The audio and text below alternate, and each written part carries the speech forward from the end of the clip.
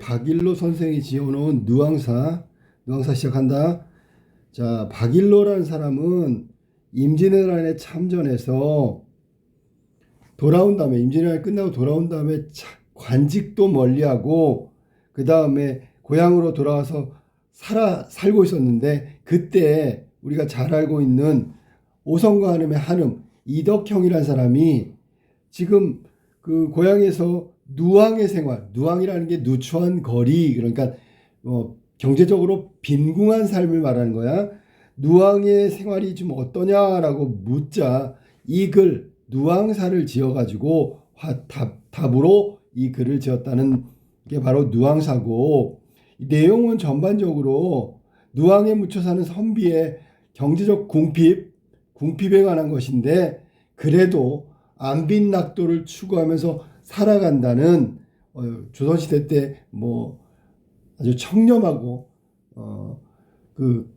청렴하고 강직한 어떤 선비의 세계관을 이야기하고 있다. 보통 임진왜란을 7년 전쟁 이렇게 얘기하기 때문에 그 7년 동안 임진왜란에 나가가지고 전쟁터에 있다가 돌아왔으니까 당시에 그 조선의 사회적인 어떤 변화가 일어난 시기였기 때문에 양반이긴 하지만 경제적으로 궁핍했고, 또 시골 양반으로서 어떤 부를 누리지 못하는 그런 비애와 좌절감에 대한 얘기도 나오고, 우리가 잘 알고 있는 누앙사의 내용은 노계박일로 이 작가가 소를 빌려 갔다가 거절당하고 좌절하고 돌아오는 장면, 그 장면 아마 한 번쯤은 봤을 거야. 그때 이제 우리가 한자성어로 비니무원, 가난하지만 원망하지 않는다, 그런 얘기를 하는 부분이고, 이 내용을 읽다 보면 당시 조선의 사회상을 사실적으로 이해할 수 있고, 구체적으로 농부의 삶, 농촌의 삶, 이런 것들도 이해하는데 좋은 작품이고, 다만 이제 농업과 관련돼서, 농사와 관련돼서 여러 가지 어휘가 나오는데 양반답게 어려운 한자어를 많이 쓰고 있다라는 거. 그 다음에 운명론적인 세계관이 아주 강해서 어쩔 수 없다, 가난하면 어쩔 수 없다, 현실이 어렵긴 하지만 어쩔 수 없다라는 그런 세계관도 함께 보여주고 있다. 자, 그러면 처음에 본문 한번 볼까? 어리고 우활할산 이내 우에 더디 없다라고 했는데, 어리고 우활한 건 나보다 더한 사람이 없다라는데, 우활이란 말은 밑에도 있지만 세상 물정을 모른다라는 뜻, 세상 물정을 모른다라는 뜻으로 쓰여서 세상 물정을 모르다. 어리고 어리석다. 어리석고 세상 물정을 모른다. 세상 물정을 모른다. 자, 어리석고 세상 물정을 모르는 건 이내 위에 더는 없다, 나보다 더한 사람은 없다, 그렇게 해석하면 되고, 길흉화복, 말 그대로 길하고 흉하고 재앙을 받고 복을 받고, 이건 전부 하늘에 붙여두고 아까 나왔던 운명론적 세계관을 보여준다. 누왕, 아까도 얘기했지만 누왕은 누추한 거리고 깊은 곳에 초막을 지어두고, 그러니까 지금 초가집도 아니고 초가집보다 더 형편없는 곳이 초막이 되겠지. 여기선 초가집으로 그냥 해석할게. 누추한 거리 깊은 곳에 초가집을 지어두고 풍조우석에 썩은 집을 땔감 삼아. 풍조우석이라는 얘기는 사실 풍조라는 얘기는 아침에 바람이 불고 저녁에는 비가 내리고 라는 얘기고, 변화무쌍한 날씨를 말한다. 그러니까 그럴 때 썩은 짚을 땔감으로 삼았으니 연기만 나고 화력은 하나도 없겠지. 역시 땔감조차 구할 수 없는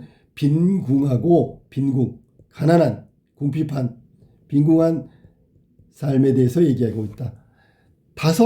닷홉밥 서홉죽. 자, 이거는 아주 그대로 얘기한다면 닷홉이라고 그러면 한 컵 정도의 양을 홉이라고 본다면 아주 적은 양의, 그것도 죽이야 죽.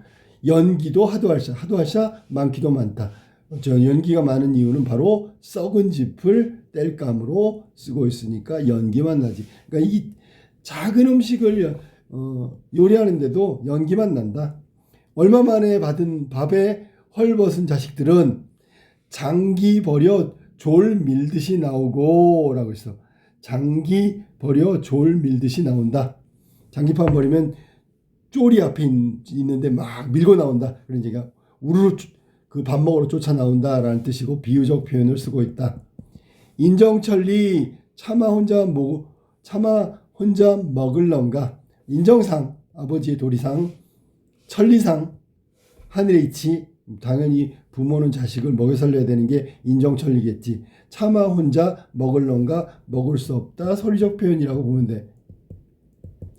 덜 데운 숭늉에 빈배 속일 뿐이로다. 그러니까 숭늉으로 대충 시장길을 때울 수밖에 없었다. 그러니까 오랜만에 밥을 갖다 주니까 자식들이 우르르 몰려나왔고 다 인정천리상 주다 보니까 자기한테는 숭늉밖에 없고 그 정도로 먹을 게 없었다는 얘기지. 생애가 이러하니 생애라는 건 생활을 의미하는 거고 현재의 궁핍한 생활을 말하는 거야. 이 정도로 형편없어. 장부의 뜻, 사대부 장부의 뜻을 옮길런가. 그러면 장부의 뜻을 옮길런가도 역시 옮길 수가 없다는 얘기지. 생활이 아무리 궁핍하다고 해도 사내 대장부가 품었던 뜻을 바꿀 수는 없다 이런 얘기고, 안빈 일념을 적을망정 품고 있어. 그러면 안빈 일념이 바로 장부의 뜻이란 말이야. 가난하지만 자기의 장부의 뜻을 적을망정 품고 있어. 아주 없어진 건 아니다. 옳게 살려 하니, 이것도 장부의 뜻이 되겠지. 옳게 살려 하니 날로조차 저하다. 날로조차 저하다라고 했으니까 날로조차는 나날이 저한다, 두려워한다, 싫어한다 뭐 그런 뜻이니까 하루가 갈수록 뜻대로 되지 않는다, 저한다, 뜻대로 되지 않는다. 이거 조심해야지. 뜻대로 되지 않는다. 그러니까 장부의 뜻을 지키려고 하고 안빈일념을 지키려고 하는데 뜻대로 되지 않는다는 뜻. 가을이 부족하든, 원래 가을은 추수하는 풍요의 계절인데 가을이 부족하다면 1년 내내 부족하다는 얘기겠지. 봄이라 유효할까? 여유가 있을까? 여유가 없지요. 자, 그 다음에 주머니가 비었는데 병에는 담겼으랴. 먹고 살 게 없는데, 여기 병은 뭐 술병 정도로 해석하면 되겠네. 자, 먹을 밥이 없는데 술 담을 병에 술을 담을 수 있겠느냐? 없다라는 뜻이, 역시 서리법이 계속해서 지금 서리법이 쓰이고 있다. 옮길런가? 유효할까? 이것도 서리적 표현이라고 본다면 담겼으랴. 뭐 이 정도로 해석하면 되겠네. 자, 다만 하나 빈독 위에 어른털 돋는 늙은지는, 자, 그러니까 여기 비어있는 독 위에 아주 어른털 돋는 늙은지가 큰 쥐가 탐욕스럽고 멋대로 구니 대낮의 강도다라고 비유하고 있네. 자, 거기 나와 있는 늙은지를 강도처럼 뭔가 노략질하고 뺏어가는, 강탈하는 강도로 비유하고 있다. 겨우 얻은 것을 다 쥐구멍에 빼앗기고, 그나마 아무것도 없다가 조금 얻었는데 그걸 다 쥐구멍에다 다 빼앗기고, 석서삼장을 시시로 음영하며, 석서삼장, 여기서는 임금이 세금을 아주 많이 걷어서 백성을 착취하는 것인데, 그걸 갖다가 석서, 여기 서가 바로 쥐를 의미하는 거니까 시시로 음영하며 라고 했으니까 시시로 이야기한다라는 뜻이야. 그러니까 큰 도둑을 말하는 거지. 석서삼장이면 임금을 큰 도둑에 비유했다. 큰 도둑, 큰 쥐, 비유적 표현이라고 볼 수 있고, 탄식 무언하며, 탄식하고 아무 말 하지 않으며 머리를 긁을 뿐이다. 시시라고 했으니까 때때로 흥얼흥얼 거리긴 하는데 이걸 말로 표현하지 못하고 무언, 머리를 긁을 뿐이다. 욕할 수도 없고 그런 얘기다. 이 중에 탐욕스러운 악기는 다 내 집에 모였구나. 뭐 영탄법이라고 볼 수도 있고, 이건 탐욕스러운 악귀라고 그랬는데, 여기서는 뭐 가난한 빈곤도 악귀가 될 수 있고, 쥐도 악귀가 될 수 있고, 세금 같은 거 걷어가는 것도 악귀가 되겠지. 현실 생활을 얘기하고 있는 거야. 빈곤한 인생이 천지간에 나뿐이라 나밖에 없다라는 뜻이고, 강조야, 강조. 일종의 자기가 가장 처음에도 어리석고 세상 물정 모른다고 했는데, 천지간에 빈곤한 인생, 가난한 생활을 하는 건 나뿐이라. 이거 배고픈 거고, 하는 추운 거야. 절신하다, 일단심을 잊을런가. 또 나왔네, 일단심을 잊을런가. 세상에 이렇게 가난하고 추운데, 기한인데 내 몸이 잘라지는 것 같아. 그런데 일편단심을 잊을 수가 있겠는가? 잊을 수가 없다야. 그러니까 이건 좀 고리타분한 어떤 사대부 선비의 정신이라고 보면 되겠지. 자, 그 다음에 이제 중략하고 나서 뒷부분, 맨 마지막 부분인데, A 한번 볼게요. 강호한 꿈. 자, 강호한 꿈. 강호라는 게 강과 호수인데, 여기서는 자연 속에서 자연과 더불어 살겠다라는 꿈을 말하는 거고, 자연 속에 살아간다는 꿈을 꾼 지 오래러니 자연친화 하고 싶은데, 먹고 살 걱정이 어집어 잊었도다. 먹고 살 걱정을 하다 보니까 여기서 감탄사가 나왔고, 감탄사 정도로 하면 돼. 원래는 자연과 더불어 살아가려고 하는 꿈이 있었는데 그 꿈꾼 지가 오래됐어.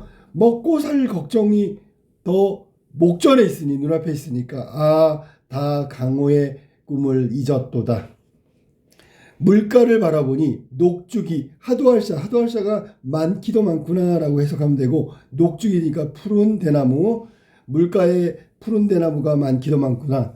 유비군자들아, 유비군자라는 말은 원래 학식과 인격이 훌륭한 사람을 가리키는데, 여기서는 공자님이야. 군자라는 뜻이에요. 여기 군자들아 불렀어.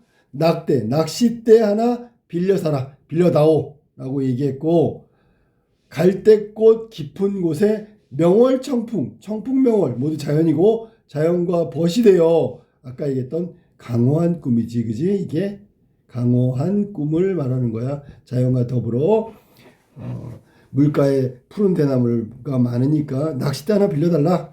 임자 없는 풍월강산, 모두 역시 자연이고, 주인 없는 풍월강산에 저절로 시간 가는 대로 늙으리라 라고 얘기했어. 무심한, 고전문학의 무심은 욕심이 없는 이라고 해석하는 게 좋아.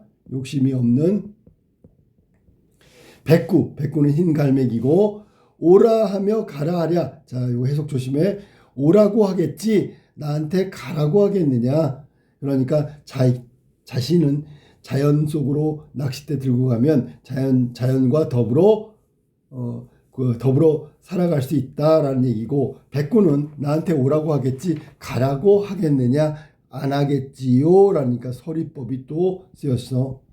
다툴 사람이 없는 건 다만 이뿐이야. 이거 자연이란 뜻이고, 이뿐인가 여기 놀아. 누구 생각에는, 박일로의 생각에는, 화자의 생각에는 자연은 서로 다툴 사람이 없다. 누구나 환영하고 누구나 함께 더불어 갈 수 있는 거다라고 얘기했어.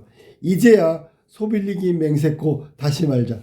아까 처음에 얘기했던 소빌리는 거, 가서 망신당하고 자괴감도 느끼고 실망감도 느끼고 양반으로서의 어떤 체면, 이런 것들도 전부 다 부끄러움의 어떤 경험을 생각하면서 맹세코 다시 하지 말자. 무상은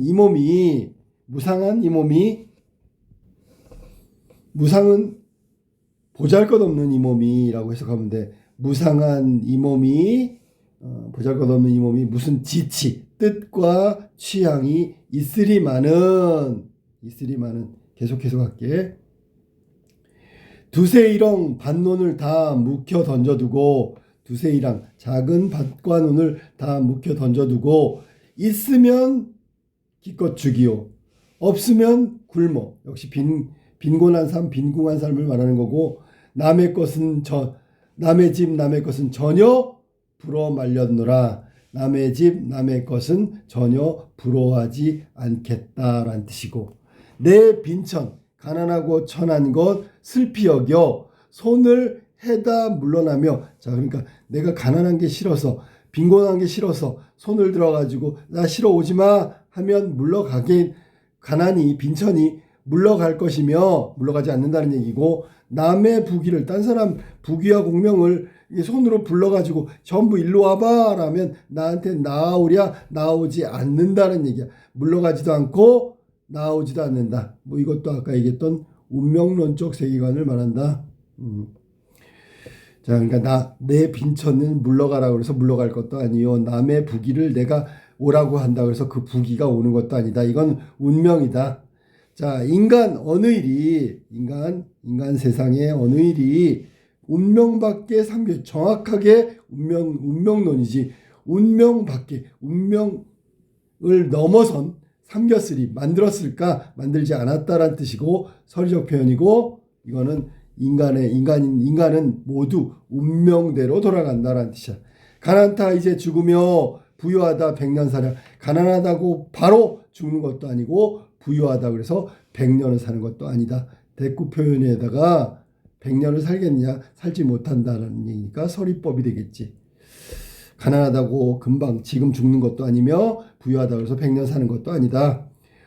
원원이는 몇 날 살고 석숭이는 몇 해 살았나? 자, 원원은 공자님 제자 중에서 되게 가난한 제자고, 석숭은 아주 진나라 때 아주 부자였지. 그러면 가난한 공자님 제자 원원은 몇 날 살다 말고 죽고, 아주 부유했던 부자였던 석숭은 몇 해를 살았단가? 아니란 얘기지. 이 얘기는 대꾸 표현이고 절대로 그렇지 않다. 가난하다 그래서 빨리 죽는 거 아니다. 대꾸고 서리적 표현이라고 보면 돼. 빈이무원, 가난하지만, 여기서 이는 그러나로 해석하면 돼. 가난하다 그러나 원망하지 않는다. 빈이무원, 어렵다마는, 가난하면 원망하게 되는데 그 원망하지 않는 건 어렵다 하건만은, 어렵다 할 수 있겠지만은 내 생활이 이러하되 빈궁하고 가난하고 서러운 뜻이 전혀 없노라 라고 했어. 그러니까 나는 원망하지 않는다. 빈이무원, 가난하지만 원망하지 않는다. 자, 그 다음에 단사표음, 단사와 표음이 있는데, 단사는 1단사 1표음의 약자, 1단사 1표음. 이 얘기는 1단사 한 개의 도시락밥과 표주박의 물, 그러니까 가난한 삶이지. 대유법이라고 보통 얘기해. 단사 표음, 미안해, 단사 표음이 이 말이지. 전부 다 합쳐서 대유법 단사 표음, 1단사 1표음, 도시락밥과 표주박의 물, 소박한 음식, 대유법. 단사표음을 이도 좋기 여기노라. 그러니까 안빈낙도라는 게 바로 이런 거지. 가난하지만 뭐 즐겁게 생각한다, 뭐 이런 뜻으로 안빈낙도, 안분지족도 상관없어. 가난하지만 만족한다. 그게 바로 단사표음. 이것도 족하다, 발족이 아니라 만족하다는 뜻이야. 평생의 한 뜻이 온포는 없노라. 온포, 따뜻한 옷이야. 이건 물질적인 풍요를 말하는 거다. 온포는 물질적 풍요를 말한다. 물질적 풍요. 그러니까 자신은 물질적으로 풍요로운 것은 전혀 바라지 않았다. 언제? 일평생 동안. 태평천하에 뭐 아무 일이 벌어지지 않는 태평성대한 이때 충효. 자, 그러면 이거 바로 가치관이란 말이야. 사대부로서 충과 효, 이게 아까 얘기했던 사대부의 뜻이 될 수도 있어. 충효를 일삼아 화형제, 형제끼리 화합하는 거, 신붕우, 친구끼리 서로 믿는 거. 이 외다할리 누가 있겠느냐. 이거를 외다라는 말은 원래 바른손 왼손 하는 그 외다야. 그러니까 바른손에 반대는 잘못된 그른손이잖아. 그르다, 틀렸다 할 사람이 누가 있으리? 없다. 서리적 표현. 그 밖에 남은 일. 그럼 여기서는 충효 화신, 아까 얘기했던 충과 효, 화와 신, 그게 그거고, 그 바깥에 그 밖에 나머지 일들은 삼긴 대로 생긴 대로 살겠노라 라고 하면서 또 마지막에도 운명론적 세계관이 보인다. 그리고 사대부로서의 충과 효, 화와 신 이런 것들을 중시하는 면을 또 보여주는 내용이라고 보면 되겠어. 여기까지가 누앙사의 내용인데 사실 이렇게 가난하면서도 만족까지는 아니더라도 원망하지 않는다는 게 어려웠지만 당시 사대부로서 물질적인 어떤 풍요, 속세의 뭐 어떤 탐욕, 부귀공명 이런 것들을 멀리하는 박인노의 어떤 세계관 가치관이 드러난 시고 아까 얘기한 대로 이덕형이라는 친구가 이런 궁핍한 삶을 너무 걱정하면서 박일로를 걱정하니까 이런 누앙사라는 글을 지어서 자신의 삶을 이야기하고 정말 어렵다, 궁핍한 삶이다 라고 얘기하면서도 자신이 어떤 지켜가야 될 어떤 선비의 안빈낙도의 어떤 마음 이런 것들을 피력하고 있는 글이다. 자, 누앙사를 전체적으로 한번 정리 한번 해보겠습니다. 정리합시다. 자, 누앙사는 먼저 글의 종류가 가사. 그러니까 시조가 분량이 늘어난 가사에 해당되고 가사 형식상 세 글자, 네 글자라는 3, 4조고 사음보로 되어 있다. 사음보. 그다음에 사음보가 시조처럼 3장6구가 아니라 훨씬 더 길어졌기 때문에 이걸 연속체라고 부른다. 사음보 연속체. 글의 종류는 가사고 3, 4조, 4, 4조의 사음보 연속체로 되어 있다. 그 다음에 원래 가사는 뭐 이렇게 개인적이고 막 그 선비의 그 뭐 권위의식, 뭐 우월함, 깨끗함 뭐 이런 것들을 얘기했지만 이 가사의 특징은 생활, 즉 그것도 구체적으로 농촌생활과 일상생활 그리고 이해하기 힘든 굶주린 본인의 어떤 궁핍한 삶을 직설적으로 지금 그러니까 숨김없이 나타났다는 거. 궁핍한 삶 이거를 다른 말로 하면 비니무원의 삶, 비니무원, 가난하지만 원망하지 않는 비니무원의 삶을 이야기하고 있다. 그리고 누앙사는 아까도 나왔지만 서리적 표현, 서리법도 많이 나오고 대꾸법은 뭐 당연한 거고 대꾸법은 3, 4조, 4, 4조의 사음보 연속체이기 때문에 대꾸법은 그렇고 그다음에 과장법도 좀 쓰였어. 아까 장기판에 졸 밀고 나오듯이 자식들이 밥 얻어왔더니 막 우르르 나와. 뭐 이런 부분도 과장법에 해당되고 물론 배고파서 뛰어나온 건 그것을 이야기했지만 그 정도는 아니겠지라는 생각을 한다면 과장법이다. 그 다음에 여러 가지 궁핍한 삶을 열거하고 있으니까 열거법 이런 부분들이 등장하는 게 이 가사의 내용이고 전체적인 내용을 보면 한 서사, 본사, 결사 이렇게 3단 정도 되는데 내용을 잠깐 이야기해주면 처음에 나오는 건 아주 몹시 가난하고 배고파 그런 어려움을 겪고 지내다가 농사는 지어야 되겠고 하다 보니까 농사 지려면 소가 있어야 되는데 소가 없으니까 소를 빌려갔다가 체면 깎이고 수모만 당하고 돌아와가지고 세상 일에 대해서 굉장히 뭐랄까 체념하고 실망하고 이렇게 있다가 마지막에 우리가 아까 배운 강호의 꿈 나온 데부터 자연을 벗삼아 살겠고 비니무원 가난하지만 원망하지 않을 거고 충과 효 신과 아까 형제 간의 친구 간의 신이 이런 거 사대부 어떤 양반의 뜻을 저버리지 않겠다는 내용으로 마무리한다. 전체가 있잖아. 3, 4조의 사음보인데 한 77행으로 구성된 가사야. 그리 길지도 않고 짧지도 않은 것인데 문제는 궁핍하고 누추한 현실 양반으로서 밝히기가 좀 부끄러운 면도 없지 않지만 대체적으로 솔직하게 표현돼 있다.